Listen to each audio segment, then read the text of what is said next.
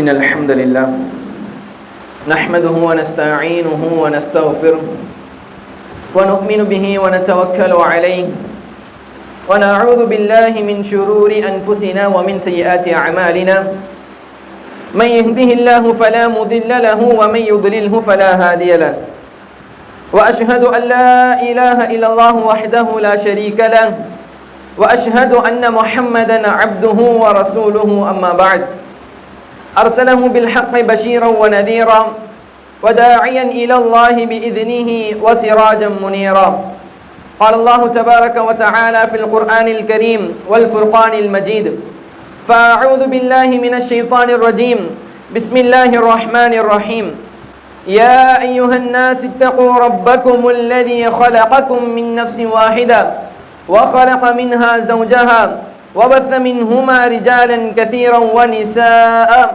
واتقوا الله الذي تساءلون به والأرحام إن الله كان عليكم رقيبا وقال أيضا يا أيها الذين آمنوا اتقوا الله وقولوا قولا سديدا يصلح لكم أعمالكم ويغفر لكم ذنوبكم ومن يطع الله ورسوله فقد فاز فوزا عظيما اللهم صل على محمد وعلى آل محمد كما صليت على إبراهيم وعلى آل إبراهيم إنك حميد مجيد اللهم بارك على محمد وعلى آل محمد كما باركت على إبراهيم وعلى آل إبراهيم إنك حميد مجيد புகழும் புகழ்ச்சியும் ஏக இறைவனாகிய அல்லாஹ் ஒருவனுக்கே உரித்தாக்கி அவனது சாந்தியும் சமாதானமும் கண்மணி நாயகம் முஹம்மது முஸ்தபா ரசூலுல்லாஹி ஸல்லல்லாஹு அலைஹி வஸல்லம் அவர்கள் மீதும் அன்னாரின் வாழ்க்கை அடிச்சுவட்டை பின்பற்றி வாழ்ந்த உத்தம சத்திய சஹாபாக்கள் மீதும் தாபிஈன்கள் மீதும் தபா தாபிஈன்கள் மீதும் குறிப்பாக இந்த ஜும்ஆவுடைய தினத்தில் அல்லாஹ் இட்ட கட்டளையை நிறைவேற்றுவதற்காக அவனுடைய இதயத்தில் ஒன்று குழும்பியுள்ள நம் அனைவர் மீதும் நின்று நிலவட்டுமாக என்று பிரார்த்தனை செய்தவனாக அந்த அல்லாஹ் சுப்ஹானஹு வ தஆலாவை எல்லா நிலைகளிலும் அஞ்சி வாழும்படி எனக்கும் உங்களுக்கும் உபதேசம் செய்வதாவனாக எனது உரையை ஆரம்பம் செய்கிறேன். அன்புள்ள சகோதரர்களே, அல்லாஹ்வின் நல்லடியார்களே, நாம் வாழ்வியல் மார்க்கமாக தேர்ந்தெடுத்திருக்கக்கூடிய இந்த இஸ்லாமிய மார்க்கத்தை பொறுத்த வரைக்கும் அல்லாஹ் சுப்ஹானஹு வ தஆலா தனது திருமறையில் சொல்லி காண்கிறான், அல் யௌம அக்மல்து லக்கும் தீனக்கும் வ அத்மம்து அலைக்கும் நிஅமதி வ ரதீது லக்கும் அல் இஸ்லாம தீனா. நம்முடைய மார்க்கமான இந்த இஸ்லாமிய மார்க்கத்தை பற்றி அல்லாஹ் சொல்லும் போது, இந்த இஸ்லாமிய மார்க்கத்தை நான் பொருந்தி கொண்டேன், என்னிடத்துல நான் பொருந்தி கொள்ளப்பட்ட ஒரு மார்க்கம் அப்படின்னா அது இந்த இஸ்லாமிய மார்க்கம் தான். இந்த இஸ்லாமிய மார்க்கத்தை நான் பரிபூர்ணப்படுத்தி விட்டேன். மனிதர்களுக்கு தேவையான எல்லா காரியங்களையும் அவர்கள் எதை செய்யலாம், எதை செய்யக்கூடாது, அவர்கள் அப்படி செஞ்சாங்கன்னா அதுக்கு என்ன தண்டனை, அப்படி அவங்க செஞ்சுட்டாங்கன்னா அதுக்கு என்ன பரிகாரம், அவருடைய விளைவுகள் எப்படி இருக்கும், இப்படி எல்லா விஷயத்தையும் மனிதர்களுக்கு வாழ்வதற்கு தேவையான அனைத்து காரியங்களையும் நான் கூறி அந்த மனிதர்களுக்கு இந்த மார்க்கத்தை, இஸ்லாமிய மார்க்கத்தை நான் பரிபூர்ணப்படுத்திட்டேன்னு சொல்லி அல்லாஹ் தன் திருமறையில சொல்றான். அல்லாஹ் இன்னொரு இடத்துல சொல்லும்போது சொல்றான், இன்ன ஹாதல் குர்ஆன் யஹ்தீ லில்லதி ஹிய அக்வம். இந்த குர்ஆன் எப்படிப்பட்டது தெரியுமா? மனிதர்களுக்கு நேரான உறுதியான சத்திய பாதையை காட்டக்கூடியதாக, மனிதர்களை நேர்வழிப்படுத்தக்கூடிய ஒரு வேதமாக இந்த குர்ஆன் இருக்கிறதுன்னு சொல்லி அல்லாஹ் தன் திருமறையில சொல்றான். அன்புள்ள சகோதரர்களே, அல்லாஹ்வின் நல்லடியார்களே, அல்லாஹ் சொல்ல வர்றது என்ன அப்படின்னா, மனிதர்களுக்கு எது செய்யலாம், இந்த உலகத்துல வாழும் போது நீங்க என்னென்ன காரியங்கள் செய்யலாம், நீங்க என்னென்ன காரியங்கள் செய்யக்கூடாது, அந்த காரியங்களை நீங்க ஏன் செய்யக்கூடாது, அப்படி நீங்க செஞ்சீங்கன்னா அவருடைய விளைவு எப்படி இருக்கும், அதனுடைய தண்டனை எப்படி இருக்கும், அந்த செயல்களை அல்லாஹ் ஹராமாக்கிய செயல்களை ஒருவர் இந்த உலகத்துல செஞ்சாருன்னா இந்த உலகத்துல அவருடைய தண்டனை என்ன, நாளைக்கு மறுமையில் அவருடைய தண்டனை என்ன, இந்த உலகத்துல அவர் எவ்வளவு இழிவுபடுத்தப்படுறாரு, நாளைக்கு மறுமையில் அவருடைய நிலை எப்படி இருக்கும் அப்படின்னு சொல்லி அல்லாஹ் அனைத்தையும் தன் திருமறையில சொல்லி இருக்கிறான்.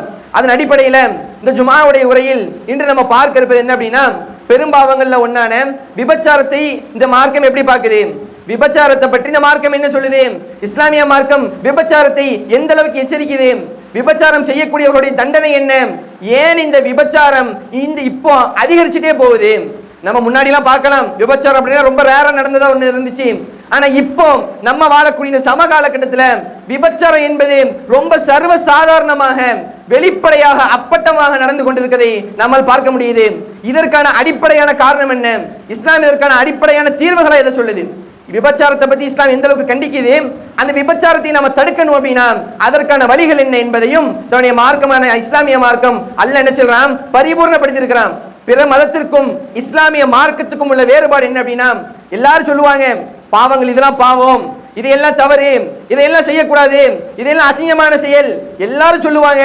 ஆனா இஸ்லாமிய மார்க்கம் மட்டும்தான் அந்த தவறான செயலை மக்கள் செய்யும் போதே அவர்களை எப்படி நம்ம திருத்தணும், அவர்களிடத்திலிருந்து அந்த பாவத்தை எப்படி களைவது, அந்த பாவத்திலிருந்து எப்படி வெளியே வருவது, அந்த பாவத்தை செய்யாமல் இருப்பதற்கு என்னென்ன வழிகளை அவர்கள் மேற்கொள்ள வேண்டும் என்று அனைத்து விஷயங்களையும் போதிக்கக்கூடிய ஒரு மார்க்கம் இருக்கு அப்படின்னா அது இஸ்லாமிய மார்க்கம் தான். அல்லாஹ் தஆலா திருமறையில சொல்றான், குல் இன்னமா ஹர்ரம ரப்பியல் ஃபவாஹிஷ மா ظهر மின்ஹா வமா பத்தன். அல்லாஹ் சுப்ஹானஹு வ தஆலா மனிதர்களுக்கு ஒரு விஷயத்தை ஹராம் ஆக்கிட்டான் அப்படின்னா, அல்லாஹ் சுப்ஹானஹு வ தஆலா மனிதர்களுக்கு ஒரு விஷயத்தை ஹராம் ஆக்கியிருந்தான் அப்படின்னா மறைமுகமாகவோ வெளிப்படையாகவோ அது ஒரு மானக்கேடான ஒரு தவறான ஒரு விஷயமாகத்தான் இருக்கும். என்ன சொல்றான் அல்லாஹ் இந்த வசனத்துல, அல்லாஹ் ஒன்றை மனிதருக்கு தடையாக்கி இருக்கிறான், இந்த செயலை நீங்க செய்யக்கூடாது அப்படின்னு அல்லாஹ் சொல்லியிருக்கிறான் அப்படின்னா ஒன்னு அது வெளிப்படையா தெரியும் அது தவறு, அது மானக்கேடு, அது அசிங்கம் தெரியும், இல்ல மறைமுகமாக அதில் கேடு இருக்கும். அல்லாஹ் ஒன்னு ஹராமாக்கணும் அப்படின்னா மனிதர்களுக்கு அது கேடா இருக்கும். மனிதர்களுக்கு எதுல கேடு இருக்குதோ, எதுல அவமானம் இருக்குதோ, எதுல அசிங்கம் இருக்குதோ, எதுல அருவத்தக்க செயல்கள் இருக்குதோ அதைத்தான் அல்லாஹ் ஹராமாக்கி இருக்கிறான்னு சொல்லி அல்லாஹ் தன் திருமலை சொல்லி காமிக்கிறான். இந்த விபச்சாரத்தை பத்தி நபிகள் நாயகம் ஸல்லல்லாஹு அலைஹி வஸல்லம் சொல்றாங்க, இஜ்தனிபு சபஅல் முபிகாத், அழிவில் தள்ளக்கூடிய இந்த உலகத்திலையும் சரி நாளைக்கு மறுமையிலையும் சரி உங்களை அழிவில் தள்ளக்கூடிய, உங்களை இழிவான ஒரு நிலைக்கு தள்ளக்கூடிய, உங்களை அவமானப்படுத்தக்கூடிய மிகப்பெரிய ஒரு பாரதூரமான 7 காரியங்கள் இருக்குது. ரசூலுல்லாஹ் சொல்றாங்க அதில் ஒண்ணுதான் விபச்சாரம். நீங்க விபச்சாரம் பண்ணீங்க அப்படின்னா இந்த உலகத்திலே உங்களுக்கு கேடுதான், இந்த உலகத்திலே உங்களுக்கு ஒரு அசிங்கம், உங்களுக்கு ஒரு ஆபாசம், அது ஒரு அருவருக்கத்தக்க ஒரு செயலே. நாளைக்கு மறுமையிலையும் அனைத்து மனிதர்களுக்கு முன்னாடி அல்லாஹ்விற்கு முன்னாடி இழிவுபடுத்தப்பட்டவர்களாக அவமானப்பட்டவர்களாக தலை குனிந்து நிற்பீங்க. அப்படிப்பட்ட ஒரு செயல்தான் விபச்சாரம் என்பதாக நபிகள் நாயகம் ஸல்லல்லாஹு அலைஹி வஸல்லம் அவங்க சொல்லி காமிக்கிறாங்க. அன்புள்ள சகோதர அல்லாஹ்வின் நடிகார்களே, இந்த இஸ்லாமிய மார்க்கத்துல இன்னொரு விஷயம் என்ன அப்படின்னா, ஒரு ஹராமை செய்வதற்கு எதையெல்லாம் வழிவகுக்குமோ, எதையெல்லாம் ஒரு ஹராமை செய்வதற்கு காரணமாக இருக்குமோ அதையும் இஸ்லாமிய மார்க்கம் ஹராமாக்கிருச்சு. ஒருத்தர் விபச்சாரத்தை செய்யறாரு அப்படின்னா அதற்கு எதையெல்லாம் காரணமா இருக்கும் அதை இஸ்லாமிய மார்க்கம் ஹராமாக்கிருச்சு. அல்லாஹ் தஆலா திருமறையில சொல்றான், வலா தக்ரபு ஸினா இன்னஹு கான ஃபாஹிஷா. அல்லாஹ் சொல்றான் விபச்சாரத்தின் பக்கம் நீங்க நெருங்காதீங்கன்னு அல்லாஹ் சொல்றான். நீங்க விபச்சாரம் செய்யாதீங்கன்னு சொல்லல, அதன் பக்கம் நெருங்கவே செய்யாதீங்க. இன்னஹு கான ஃபாஹிஷா, அது மிகவும் அருவத்தக்க ஒரு செயலாக இருக்குது, மோசமான கேவலமான இழிவான ஆபாசமான ஒரு செயலாக அந்த விபச்சாரம் இருக்குது. அந்த விபச்சாரத்தின் பக்கம் நெருங்க கூட செய்யாதீங்க, அதன் பக்கம் தலை வச்சு படுக்காதீங்க, விபச்சார பக்கத்துல போவாதீங்கன்னு சொல்லி அல்லாஹ் தன் திருமறையில சொல்லி காமிக்கிறான். ரசூலுல்லாஹ் சொல்லி காமிப்பாங்க, விபச்சாரம் என்பது கண் செய்யற விபச்சாரம் இருக்குது, காது செய்யக்கூடிய விபச்சாரம் இருக்குது. கண்ணு செய்யக்கூடிய விபச்சாரம்னா என்ன? ஒரு அந்நிய பெண்ணை தவறான முறையில் பார்ப்பது, அந்நிய பெண்ணை பார்ப்பது கண் செய்யக்கூடிய விபச்சாரம் என்பதாக நபிகள் நாயகம் ஸல்லல்லாஹு அலைஹி வஸல்லம் அவங்க சொல்லி காமிக்கிறாங்க. அன்புள்ள சகோதரர்கள் நல்லியார் சிந்திச்சு பார்க்கணும். விபச்சாரத்துக்கு இட்டு செல்லக்கூடிய, விபச்சாரத்துக்கு கொண்டு போகக்கூடிய முதல் விஷயம் என்னது? ஒருத்தன் ஒரு அந்நிய பெண்ணை பார்க்கிறது. முதல்ல பாப்பான், அதுதான் என்ன செய்யுது கடைசியில விபச்சாரத்துல கொண்டு போய் முடியுது. அதனாலதான் இஸ்லாமிய மார்க்கம் ஆரம்பத்திலே தடைய போடுது, ஒரு அந்நிய ஆண் ஒரு பெண்ணை பார்க்க கூடாது. நீங்க ரோட்ல போனீங்க அப்படின்னா உங்களுடைய பார்வையை தாழ்த்தி கொண்டு போக வேண்டும், பிறரை நீங்க பார்க்க கூடாது, அந்நிய பெண்ணை நீங்க பார்க்க கூடாது, அந்நிய ஆணை நீங்க பார்க்க கூடாது, உங்களுடைய பார்வையை நீங்கள் தாழ்த்தி கொள்ளுங்கள் என்பதாக அல்லாஹ் சொல்றான் பாருங்க. குல்லில் முஃமினீன யகுது மின் அப்சாரிஹிம், நபியே நீங்க சொல்லுங்க, முஃமின் இடத்துல நீங்க போய் சொல்லுங்க, முஃமினான ஆண்கள் இடத்துல சொல்லுங்க, முஃமினான பெண்கள் இடத்துல போய் சொல்லுங்க, யகுது மின் அப்சாரிஹிம், அவர்கள் அவருடைய பார்வையை தாழ்த்தி கொள்ளட்டும், அவருடைய பார்வையை தாழ்த்தி கொள்ளட்டும். அல்லாஹ் அடுத்து சொல்றான் பாருங்க, வகுல்லில் முஃமினாத்தி யகுதுன மின் அப்சாரிஹின்ன, முதல்ல ஆண்களை பார்த்து அல்லாஹ் சொல்றான் முஃமினான ஆண்கள் தன்னுடைய பார்வையை தாழ்த்தி கொள்ளட்டும். அடுத்து சொல்றான் முஃமினான பெண்கள் அல்லாஹ்வையும் மறுமை நாளையும் ரசூலுல்லாஹி ஸல்லல்லாஹு அலைஹி வஸல்லம் அவர்களையும் குர்ஆனையும் வேதங்களையும் நபிமார்களையும் மலக்குமார்களையும் மறுமை நாளையும் ஈமான் கொண்ட ஆண்களும் சரி ஈமான் கொண்ட பெண்களும் சரி நீங்க உங்களுடைய பார்வையை தாழ்த்தி கொள்ளுங்கள் என்பதாக அல்லாஹ் தன் திருமறையில சொல்றான். இந்த பார்வைதான் அடிப்படை காரணமாக இருக்கு விபச்சாரத்திற்கு.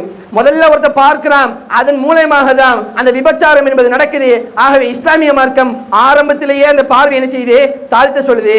ரசூலுல்லாஹ் பார்க்கிறோம், ரசூலுல்லாஹ் சொல்றாங்க பாருங்க, சஹாபாக்கள் எல்லாம் ஒரு ரோட்ல உட்கார்ந்துட்டு இருக்காங்க, ஒரு வீதியில உட்கார்ந்துட்டு இருக்காங்க. அப்ப ரசூலுல்லாஹ் சொல்றாங்க, நீங்க இந்த மாதிரி உட்காராதீங்க, இய்யாக்கும் வல் ஜுலூஸ ஃபித் துர்காத், நீங்க இந்த மாதிரி வழிபாதைகள்ல நீங்க ரோட்ல இந்த மாதிரி உட்காராதீங்க அப்படின்னு சொல்றாங்க. சஹாபாக்கள் கேட்கிறாங்க, யா ரசூலல்லாஹ் நாங்க எப்பவுமே இப்படிதானே உட்கார்ந்துட்டு இருக்கிறோம், முந்தைய காலத்துல இருந்து இப்ப வரைக்கும் நாங்க இப்படிதான் உட்காந்து பேசிட்டு இருக்கிறோம், இப்ப என்ன இப்படி சொல்றீங்க? அப்ப ரசூலுல்லாஹ் திரும்ப சொல்றாங்க, அப்படியானா சரி நீங்க உட்காருங்க. உட்கார்ந்தீங்க அப்படின்னா இந்த பாதைக்கு கொடுக்க வேண்டிய உரிமைகள் இருக்குது, நீங்க இங்க உட்கார்ந்தீங்கன்னா உங்க மேல சில கடமைகள் இருக்குது, அதை செஞ்சுட்டு நீங்க உட்காருங்க. அப்ப ரசூலுல்லாஹ் கேக்குறாங்க சஹாபாக்கள், யா ரசூலல்லாஹ் பாதையில உட்கார்ந்து நாங்க என்ன கடமை செய்யணும், இங்க எங்களுக்கு என்ன கடமை இருக்குது? ரசூலுல்லாஹ் சொல்றாங்க, குத்துல் பஸர், உங்களுடைய பார்வையை நீங்கள் தாழ்த்துங்க. நீங்க ரோட்ல உட்கார்ந்தீங்கன்னா பல ஆண்கள் போவாங்க, பல பெண்கள் போவாங்க, அந்நிய பெண்கள் போவாங்க, அதை நீங்க பார்ப்பதை விட்டும் உங்களுடைய பார்வையை நீங்கள் தாழ்த்தி கொள்ள வேண்டும். ஆனா இன்னைக்கு நம்முடைய நிலை எப்படி இருக்குது? நேர் உல்டாவா ஆப்போசிட்டா இருக்குது. இன்னைக்கு பசங்க ரோட்ல உட்கார்றதே அந்நிய பெண்களை பாக்குறதுக்கு தான். குறிப்பா சொல்லணும்னா இஸ்லாமிய இளைஞர்கள் என்ற பேர்ல இளைஞர்கள் என்ன செய்யறாங்க, எங்க காலேஜ் விடுது, எங்க ஸ்கூல் விடுது, கரெக்டா அந்த டைம்ல பாருங்க ஒரு சில பேர் அந்த ரோட்ல கிராஸ் ஆகி போயிட்டே இருப்பான், நம்ம கண் கூட பார்க்க முடியுது. காலேஜ் விடுற டைம்ல, கரெக்டா ஸ்கூல் விடுற டைம்ல அந்த ரோட்ல அந்த பைக்கை வச்சு இவங்க பண்றா எவ்வளவு மோசமான செயல்கள் பண்றாங்க. இஸ்லாமியர்கள் என்ற பேர்ல அவர்களும் முஸ்லிம், பெயர் தாங்கி முஸ்லிம்கள் என்ன பண்றாங்க, ரோட்ல உட்கார்ந்துட்டு அந்நிய பெண்களை பார்க்க வேண்டும் என்றே போய் உட்கார்றாங்க. ரசூலுல்லாஹ் என்ன சொல்றாங்க, நீங்க பாதையில உட்கார்ந்தீங்க அப்படின்னா உங்களுடைய பார்வையை தாழ்த்தி உட்காருங்க, அப்படி இல்லாட்ட உட்காராதீங்க. ரசூலுல்லாஹ் சொல்லக்கூடிய செயல்.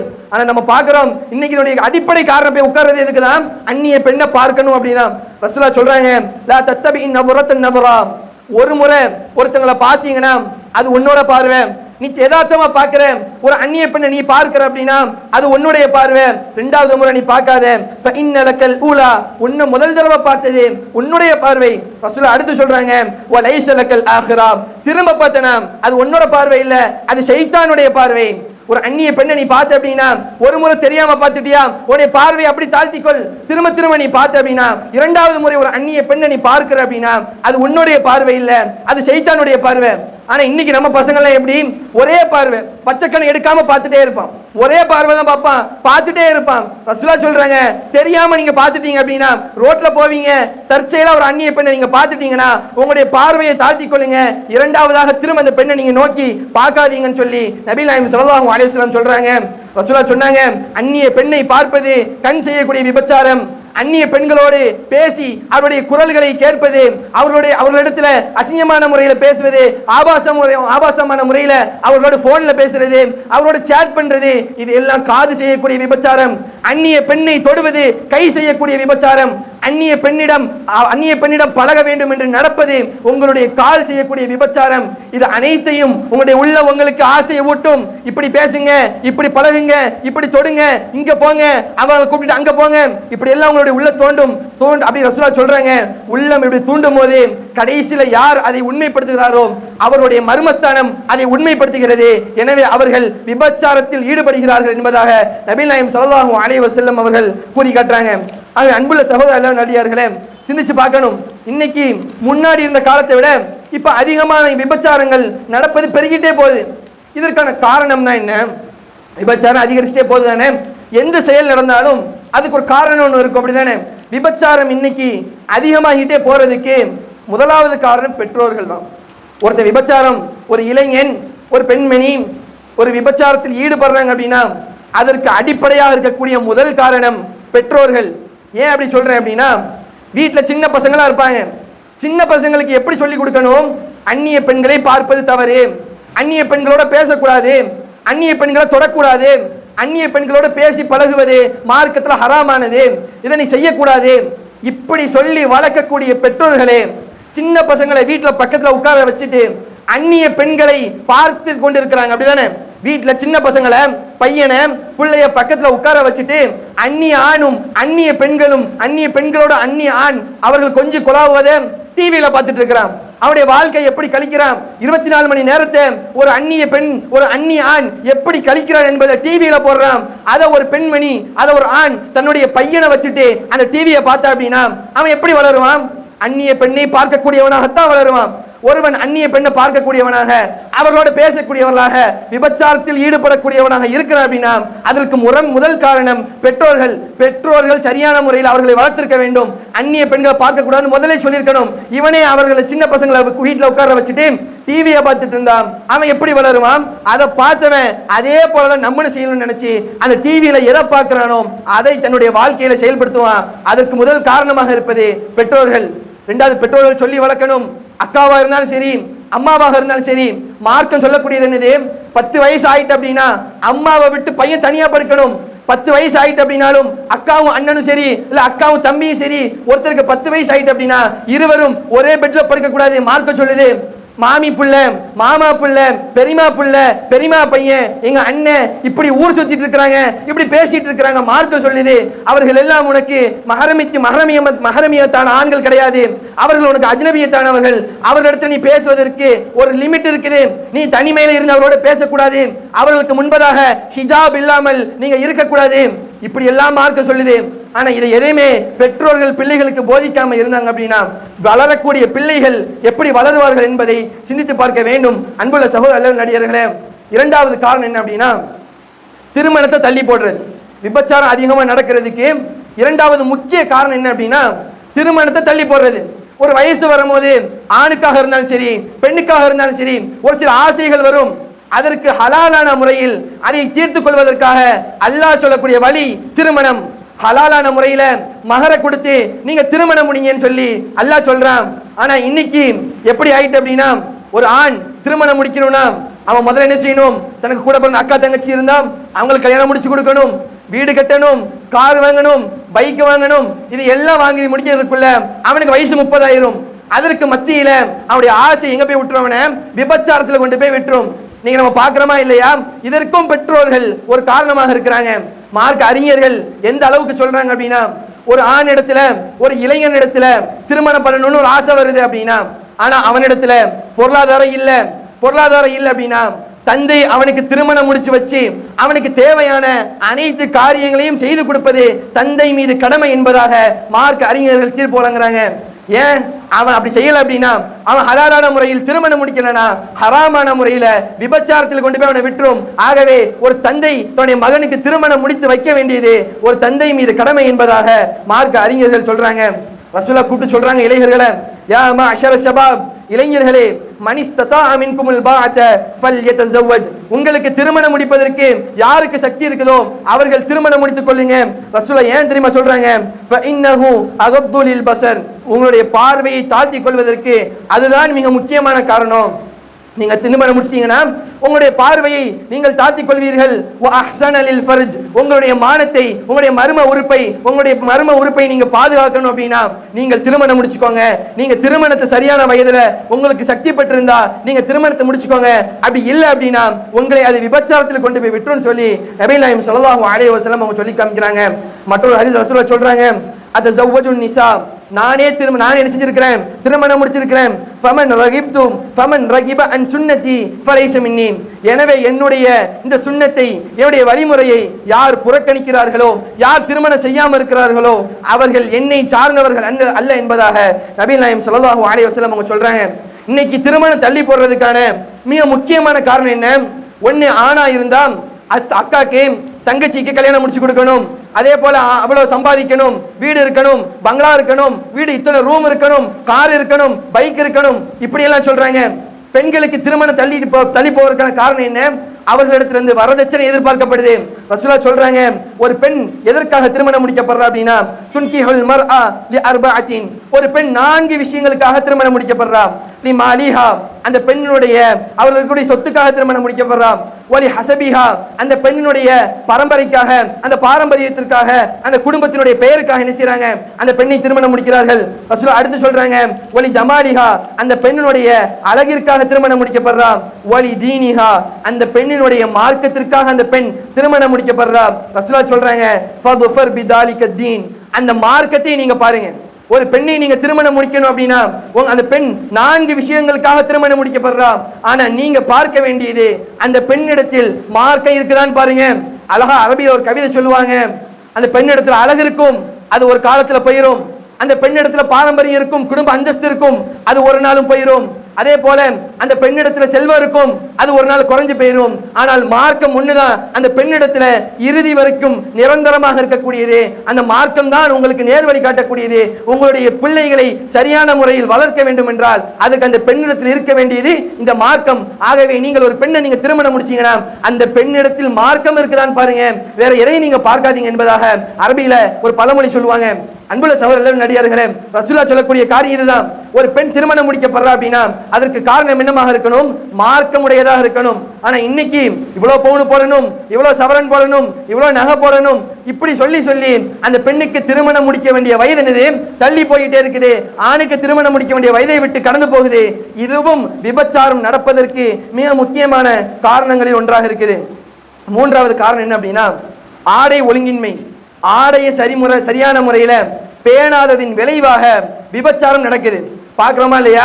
அல்லாஹ் தன் திருமறையில சொல்றான் பாருங்க, யா அய்யுஹன் நபி, நபியே, குல் அஸ்வாஜிக வ பனாதிக வ நிசாஇல் முஃமினீன், உங்களுடைய மனைவிமார்களிடத்திலையும் உங்களுடைய பெண் குழந்தைகளிடத்துல ஈமான் கொண்ட பெண்ணிடத்துல நீங்க சொல்லுங்க, யகுதுன மின் அப்சாரிஹின்ன யா நிசா அன் நபி வ பனாதிக வ நிசாஇல் முஃமினீன யுதுனீன அலைஹின்ன மின் ஜலாபிபிஹின், அவர்கள் அவருடைய தலையில ஒரு முந்தானியை போடட்டும், அவருடைய தலையில அவர்கள் ஹிஜாபை பேணி கொள்ளட்டும், அவர்கள் சரியான முறையில் ஹிஜாபை பேணி கொள்ளுமாறு உங்களுடைய பெண்களிடத்தில் நீங்க சொல்லுங்க என்பதாக அல்லாஹ் என்ன சொல்றான்? ரசூலுல்லாஹ்விற்கு கட்டளை இடுறான். ரசூலுல்லாஹ் யாருக்கு சொல்லணும்? ரசூலுல்லாஹ்வுடைய மனைவிமார்கள். அவர்கள் தூய்மையானவர்கள், எந்த பாவமும் செய்யாதவங்க, அல்லாஹ்வை குறித்து அதிகமாக அஞ்சக்கூடியவர்கள், தக்வாவில் உயர்ந்தவர்கள். அவர்களை பார்த்து அல்லாஹ் சொல்றான், நீங்க சரியான முறையில ஹிஜாபை பேணி ஒழுக்கத்தோடு நடங்க என்பதாக அல்லாஹ் அவர்களை பார்த்து சொல்றான். இன்னொரு ஒரு அழகான ஒரு வரலாற்று சம்பவம், எல்லா பெண்களும் கண்டிப்பாக படிக்க வேண்டிய ஒரு வரலாற்று சம்பவம். ஒரு பெண்மணி நடந்து போறாங்க. இப்னு அப்பாஸ் ரலியல்லாஹு அன்ஹு என்ன செய்றாங்க அப்படின்னா சஹாபாக்கள் இடத்துல கேட்கிறாங்க, சொர்க்கத்து பெண்களை நீங்க பார்க்க வேண்டுமா? இப்னு அப்பாஸ் கேட்கிறாங்க, சொர்க்கத்து பெண்களை நீங்க பார்க்கணுமா? சொர்க்கத்து பெண்ணை நீங்க பார்க்கணும் அப்படின்னா இந்த நடந்து போறாங்களே இந்த கருப்பு நிறத்து பெண்ணை பார்த்துக்கங்க. கருப்பா ஒரு பெண் நடந்து போறாங்களே இவங்களை நீங்க பார்த்துக்கங்க, இவர்கள் தான் சொர்க்கத்திற்குரிய பெண் என்பதாக இப்னு அப்பாஸ் சொல்றாங்க. இப்னு அப்பாஸ் அடுத்து சொல்றாங்க ரலியல்லாஹு அன்ஹு, ஒரு முறை இந்த பெண்மணி ரசூலுல்லாஹ்விடத்துல வந்தாங்க.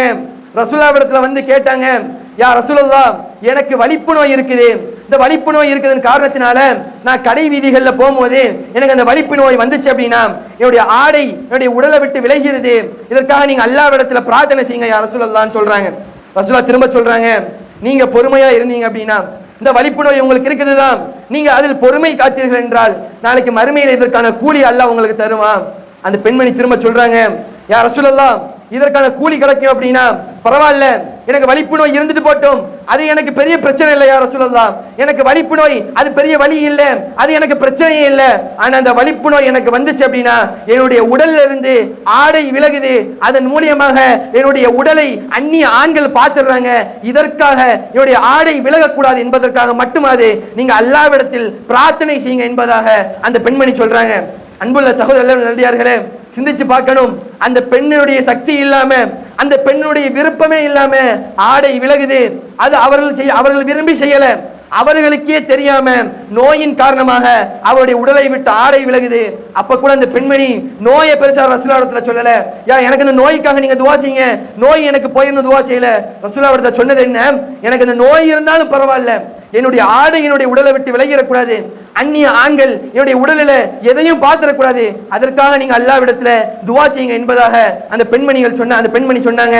அதனால இப்னு அப்பாஸ் சொல்றாங்க, இவர்கள் சொர்க்கத்திற்குரிய பெண்மணி, இவர்கள் யார் பார்க்கணுமோ பார்த்துக்கொள்ளுங்க, இவங்க தான் சொர்க்கத்திற்குரிய பெண்மணி என்பதாக இப்னு அப்பாஸ் ரலியல்லாஹு அன்ஹு சொல்றாங்க. அன்புள்ள சகோதரர்கள் நடிகார்களே, சிந்திச்சு பார்க்கணும். பெண்கள் குறிப்பாக சிந்திச்சு பார்க்கணும். அவர்களுடைய சக்தியே இல்லை, அவர்கள் விரும்பல, அப்படி இருந்தாலும் கூட தன்னுடைய உடலை விட்டு ஹிஜாப் விலகிடக்கூடாதுன்னு சொல்லி அவ்வளோ வருத்தப்பட்டாங்க, அவ்வளோ கவலைப்பட்டாங்க. ஆனா இன்னைக்கு எந்த விதமான நிர்பந்தமும் இல்லாம ஹிஜாப் அணிவதற்கு அனைத்து விதமான, உங்களுக்கு யாரு ஹிஜாப் அணிய தடை இல்லை, ஹிஜாப் அணிவதற்கு தமிழ்நாட்டில் தடை இல்லை, அரசாங்கம் தடை விதிக்கல, உங்களுடைய கணவன்மார்கள் தடை விதிக்கல, சமுதாயத்துல யாரும் உங்களுக்கு தடைன்னு சொல்லல. ஆனாலும் இஸ்லாமிய பெண்கள் ஹிஜாபுடைய விஷயத்துல எந்த அளவிற்கு பொடும்போக்காக இருக்கிறாங்க. இன்னைக்கு ஹிஜாப் எப்படி ஆயிருச்சு அப்படின்னா அது ஒரு ட்ரெண்ட் ஆயிருச்சு, அது ஒரு ஃபேஷன், ஒரு மாடல் ஆயிருச்சு. ஹிஜாப் என்பது, ஹிஜாப் அப்படின்னா என்ன அர்த்தம் அப்படின்னா தடையின் அர்த்தம். ஹிஜாப் அப்படின்னா அந்நிய ஆண் பார்ப்பதை விட்டும் ஒரு பெண்ணை ஒரு அந்நிய ஆண் பார்ப்பதற்கு தடையாக இருக்கக்கூடியதான் ஹிஜாப். ஆனா இன்னைக்கு ஹிஜாப் எப்படி ஆயிடுச்சு, ஹிஜாபை போட்டா அதுவே அந்நிய ஆண்களை ஈர்க்கக்கூடிய வகையில கலரான மாடல்ல ஜிகனா வச்சு ஸ்டோன் வச்சு டைட்டான முறையில அந்த ஆடையை அணியக்கூடியவர்களாக, ஹிஜாப் என்ற பெயரில் ஒரு இறுக்கமான ஆடையை அணியக்கூடியவர்களாக இன்றைய இஸ்லாமிய பெண்கள் இருந்து கொண்டிருக்கிறார்கள். ரசூலுல்லாஹ் அதான் சொல்லுவாங்க, நரகத்தினுடைய பெண்கள் யார் தெரியுமா? அவர்களும் இந்த உலகத்துல வாழும் போது சாஞ்சு நடப்பாங்க, பிறரையும் தன் பக்கம் சாஞ்சு நடக்கக்கூடியவங்களா இருப்பாங்க. அவங்களும் ஒரு மாதிரி நடப்பாங்க, பிறரையும் தன் பக்கம் சாய வைப்பாங்க. அவர்கள் தான் நரகத்திற்குரிய பெண்கள், சொர்க்கத்தினுடைய வாடையை கூட அவர்கள் நுகர மாட்டார்கள் என்பதாக நபி நாயகம் ஸல்லல்லாஹு அலைஹி வஸல்லம் அவர்கள் சொல்லி காட்டுறாங்க. இந்த விபச்சாரம் அதிகமாக நடப்பதற்கு அடுத்த காரணம் என்ன அப்படின்னா, ஆண்களும் பெண்களும் ஒரு இடத்துல கலப்பது. ஆண் பெண் கலப்பு எங்க அதிகமா இருக்குதோ அங்க விபச்சாரமும் அதிகமா இருக்கும். அதனாலதான் மார்க்கம் ஆரம்பத்திலே தடுக்குது. ஒரு அந்நிய ஆணும் ஒரு அந்நிய பெண்ணும் என்ன செய்யக்கூடாது, கலந்திருக்க கூடாது. ஆண்களும் பெண்களும் கலப்பு என்பது இருக்கக்கூடாது. அது ஆரம்பத்தில், அதனாலதான் இஸ்லாமிய மார்க்கம் தடை செய்யுது. ரசூலுல்லாஹ் சொல்லி காமிக்கிறாங்க, லா யஹ்லுவன் ரஜுலுன் பிஇம்ரஅத்தின், ஒரு அந்நிய ஆணும் ஒரு அந்நிய பெண்ணும் அந்நிய பெண்ணும் தனிமையில இருக்க வேணாம், அவங்க கலந்து இருக்க வேணாம். ஏன் தெரியுமா? ஃபஇன்ன ஷைத்தான சாலிசுஹுமா, மூன்றாவதாக அவங்க ரெண்டு பேர் இருக்கிறாங்க நீங்க நினைப்பீங்க, ஆனா மூன்றாவதாக அவர்களோடு ஷைத்தான் இருக்கிறான் என்பதாக நபி நாயகம் ஸல்லல்லாஹு அலைஹி வஸல்லம் அவங்க சொல்லி காமிக்கிறாங்க.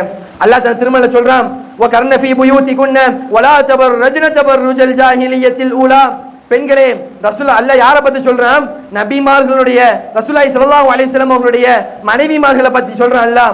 நீங்கள் உங்களுடைய வீட்டிலேயே நீங்க இருங்க, நீங்க உங்களுடைய வீட்டிலே இருங்க. வலா தபர்ரஜ்ன தபர்ருஜல் ஜாஹிலியத்தில் ஊலா, ஆரம்ப காலத்துல அறியாமை காலத்துல பெண்கள் எப்படி அலங்காரம் செஞ்சாங்களோ அதே மாதிரி நீங்களும் அலங்காரம் செஞ்சுட்டு வெளியே வராதீங்க, உங்களுடைய வீட்டில் நீங்கள் இருங்க, அதுதான் உங்களுக்கு சிறந்ததுன்னு சொல்றான். ஆனா இன்னைக்கு நம்ம பாக்குறோமா இல்லையா, ஆண்களை விட அதிகமா பெண்கள் ஊர் சுத்த ஆரம்பிச்சிட்டாங்க. கணவனோட அனுமதி இல்லாம அத்தாவோட அனுமதி இல்லாம வெளியே போற பெண்களை பாக்குறோமா இல்லையா? கணவன் வெளிநாட்டுல இருப்பாரு, சம்பாதிச்சு அனுப்புவாரு, இங்க அந்த பெண் அந்த மனைவி என்ன செய்வா, அந்த காசை வச்சுட்டு ஊர் சுத்தக்கூடியவளாக இருக்கிறாளா இல்லையா? ரசூலுல்லாஹ் அல்லாஹ் என்ன சொல்றான்? நபிமார்களுடைய மனைவிகளை பார்த்து அல்லாஹ் சொல்றான், உங்க வீட்டை விட்டு நீங்க வெளியே வராதீங்க, நீங்க அதிகமா அலங்காரம் செஞ்சுட்டு வெளியே வராதீங்க. ஆனா இன்னைக்கு அலங்காரம், எவ்வளவு அலங்காரம், மேக்கப்புக்கு குறையே கிடையாது. அது இஸ்லாமிய பெண்கள் அப்படின்னா சுத்தமா ரொம்ப மேக்கப், குறையே சொல்ல முடியாது. அந்த அளவிற்கு மேக்கப்புக்கு குறை இல்லை, அந்த அளவுக்கு மேக்கப்பை போட்டு வெளியே வர்றாங்க. அல்லாஹ் சொல்லக்கூடியது என்ன? நீங்கள் அலங்காரம் செஞ்சுட்டு வெளியே வராதீங்க, நீங்க உங்களுடைய வீட்டில இருங்க, அதுதான் உங்களுக்கு சிறந்தது என்பதாக அல்லாஹ் சொல்றான். அல்லாஹ் அடுத்து சொல்றான், வ இதா சஅல்துமுஹுன்ன மதாஅன் ஃபஸ்அலூஹுன்ன மின் வராஇ ஹிஜாப். நீங்க ஒரு அந்நிய ஆண் இடத்துல உங்களுக்கு ஏதாவது கேட்கணும், அப்படி ஒரு நிர்பந்தமான சூழ்நிலை வந்தா கூட ஒரு ஹிஜாபிற்கு பின்னாடி இருந்து, ஒரு திரைக்கு பின்னாடி இருந்து நீங்க கேளுங்க, அதுதான் உங்களுக்கு சிறந்ததாக இருக்கும் என்பதாக அல்லாஹ் தன் திருமறையில சொல்றான். இஸ்லாமிய மார்க்கம் ஆண்களும் பெண்களும் எப்படி எல்லாம் கலப்பாங்களோ, கலப்பு ஆண் பெண் கலப்பு நடப்பதற்கு எதுவெல்லாம் காரணமாக இருக்குதோ அது எல்லாத்தையும் தகர்க்கக்கூடிய மார்க்கமாக இருக்குது. ஆனா இன்னைக்கு நம்ம பாக்குறோமா இல்லையா, ஸ்கூல்ல எடுத்துக்கொள்ளலாம், இல்ல காலேஜ் எடுத்துக்கொள்ளலாம், காலேஜுக்கு பேர்ல ஃப்ரெண்ட்ஸ்ங்கிற பேர்ல அந்நிய ஆண்களோட அந்நிய பெண்களோட இஸ்லாமிய பெண்கள் இஸ்லாமிய இளைஞர்கள் அந்நிய பெண்களோட பேசுறாங்களா இல்லையா, அந்நிய பெண்களோட பழகுறாங்களா இல்லையா? கேட்டா என்ன சொல்லுவான்? ஃப்ரெண்ட்ஷிப் அப்படிமா. உங்களுக்கு இது புரியாது, இது ஃப்ரெண்ட்ஷிப், நாங்க ஃப்ரெண்ட்ஸா தான் பழகுறோம். எந்த அளவுக்கு அப்படின்னா சில பெற்றோர்கள் கூட இதை என்ன செய்யறாங்க, ஆதரிக்கிறாங்க. ஃப்ரெண்ட்ஸ் தானேங்க, ஃப்ரெண்ட்ஸா தானே பேசுறாங்க, ஃப்ரெண்ட்ஷிப்பா தானே பழகுறாங்க, இதுல என்ன தடை இருக்கு, இதுல என்ன தப்பு இருக்கு அப்படின்னு சொல்லி சில பெற்றோர்கள் கேட்கிறாங்க. ஆனா இஸ்லாமிய மார்க்கம் என்ன சொல்லுது? ஆணும் பெண்ணும் தனியாக பேசக்கூடாது, ஆண்களும் பெண்களும் கலப்பு நடக்கக்கூடாது, ஆண் பெண் கலப்பு என்பது நடக்கக்கூடாது என்பதாக அல்லாஹ்வும் சரி ரசூலுல்லாஹ்வும் சரி ரொம்ப தெளிவாக சொல்றாங்க. அதனால ரசூலுல்லாஹ் சொல்லுவாங்க, அல்லாஹ்விற்கு இந்த உலகத்திலேயே மிகவும் பிடித்த இடம் எது தெரியுமா? பள்ளிவாசல். அல்லாஹ்விற்கு இந்த உலகத்திலேயே மிகவும் பிடிக்காத ஒரு இடம் இருக்கணும் அப்படின்னா, அல்லாஹ்விற்கு கோபம் ஊட்டக்கூடிய ஒரு இடம் எது தெரியுமா? கடை வீதி. ஏன்னா அந்த கடை வீதியில தான் அதிகமான ஆண்களும் பெண்களும் கலந்து நடக்கிறாங்க. அதனால இந்த உலகத்திலேயே அல்லாஹ்விற்கு பிடிக்காத இடம் என்பது கடை வீதி என்பதாக நபி நாயகம் ஸல்லல்லாஹு அலைஹி வஸல்லம் சொல்லி காமிக்கிறாங்க. ஆகவே அன்புள்ள சகோதர நல்லடியார்களே, இது எல்லாம் விபச்சாரம் நடப்பதற்கு மிகவும் முக்கியமான அடிப்படை காரணங்களாக இருந்து கொண்டிருக்குது. இந்த காரணங்களை விட்டு தவிர்த்திருக்கக்கூடிய நன்மக்களாக அல்லாஹ் நம் அனைவரும் ஆக்கி அருள் புரிவானாக. ரப்பனா ஆத்தினா ஃபித் துன்யா ஹஸனா வ ஃபில் ஆখিরাতি ஹஸனத வ கினா அஸாபன் நார்.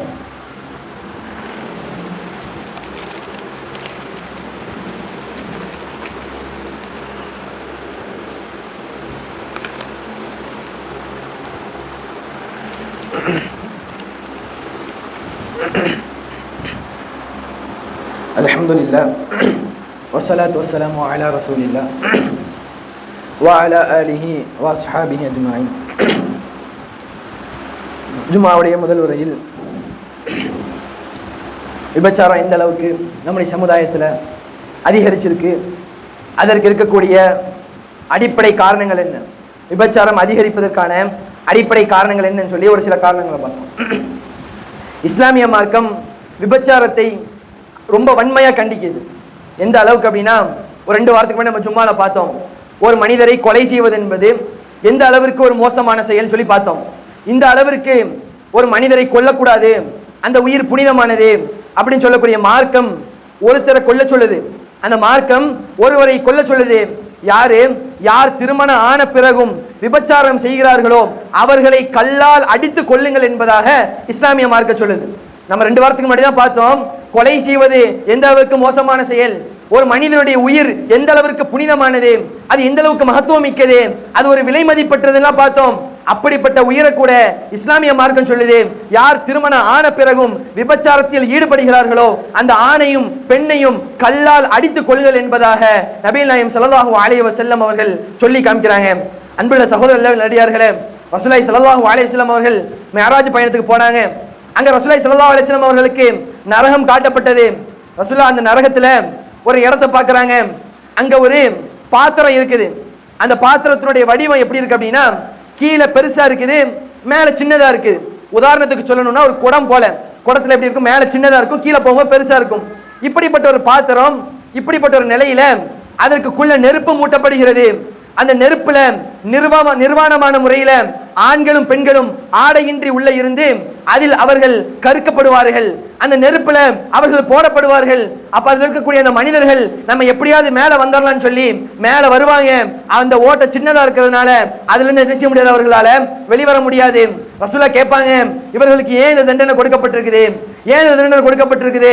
ரசூலுல்லாஹ்விடத்தில் சொல்லப்படும், இந்த உலகத்தில் அவர்கள் வாழும் போது விபச்சாரம் செய்தார்கள், அதனால தான் அவர்களுக்கு இந்த தண்டனை கொடுக்கப்படுது என்பதாக அந்த இடத்துல மலக்குமார்கள் ரசூலுல்லாஹ்விடத்தில் சொல்லுவாங்க. ஆகவே அன்புள்ள சகோதரர்களே, அல்லாஹ்வின் நல்லடியார்களே, சிந்திச்சு பார்க்கணும். விபச்சாரம் என்பது மிகப்பெரிய ஒரு பாவம். விபச்சாரம் என்பது மானக்கேடான ஒன்று. விபச்சாரம் அவமானத்தையும் அசிங்கத்தையும் பெற்று தரக்கூடியது. நாளைக்கு மறுமை நாள்ல எல்லா மனிதர்களும் இருப்பாங்க.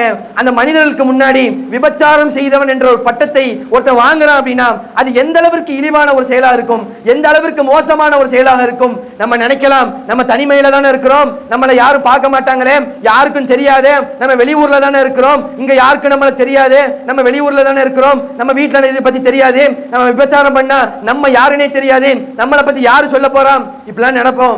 யூசுப் அலைஹிஸ்ஸலாம் அவருடைய வரலாற்றை எல்லாரும் படிச்சு பார்க்க கடமைப்பட்டிருக்கிறோம். யூசுப் அலைஹிஸ்ஸலாம் அவர்கள் இளைஞரா இருக்கிறாங்க. யூசுப் அலைஹிஸ்ஸலாம் பத்தி அதிகமா சொல்லலாம், ரொம்ப சுருக்கமா சொல்றேன். ரொம்ப அழகான தோற்றத்துடையவர். அந்த யூசுப் அலைஹிஸ்ஸலாம் அவர்கள் வெளி ஊர்ல இருக்கிறாங்க, வெளிநாட்டுல இருக்கிறாங்க. அப்ப ஒரு பெண் அவர்களை அசிங்கமான முறையில விபச்சாரத்துக்கு அழைக்கிறாங்க, விபச்சாரத்துக்கு கூப்பிடுறாங்க.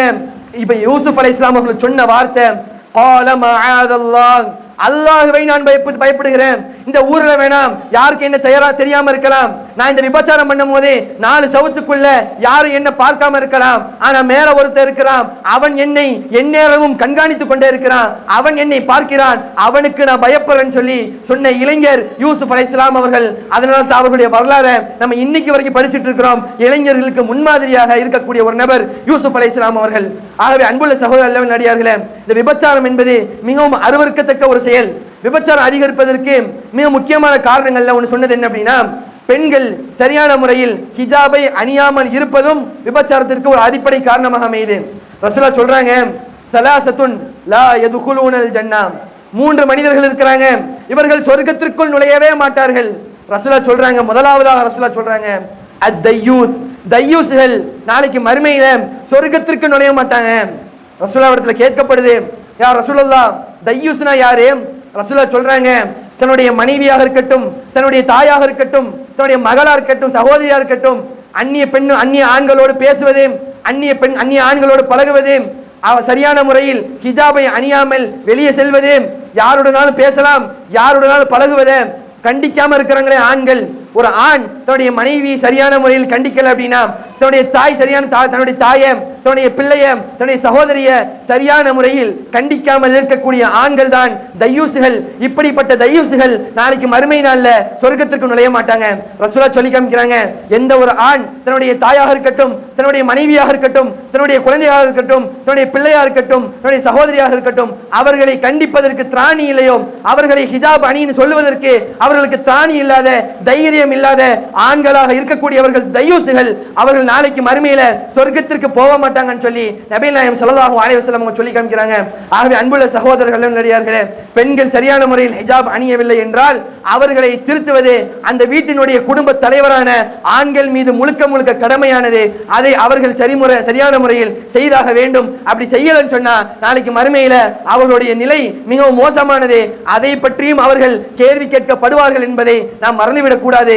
ஆகவே அன்புள்ள சகோதரர்கள் நடிகார்களே, இழிவான மோசமான இது போன்ற விஷயங்களை விட்டும் அல்லாஹ் நம்மை பாதுகாத்து பரிசுத்தமானவர்களாக தூய்மையானவர்களாக அவனுக்கே முழுக்க முழுக்க கட்டுப்பட்டு நடக்கக்கூடிய முஸ்லிம்களாக முஃமின்களாக மானத்தோடு வாழக்கூடிய அதிகமான வெட்க உணர்வோடு இருக்கக்கூடிய நன்மக்களாக அல்லாஹ் நம் அனைவரையும் ஆக்கி அருள் புரிவானாக.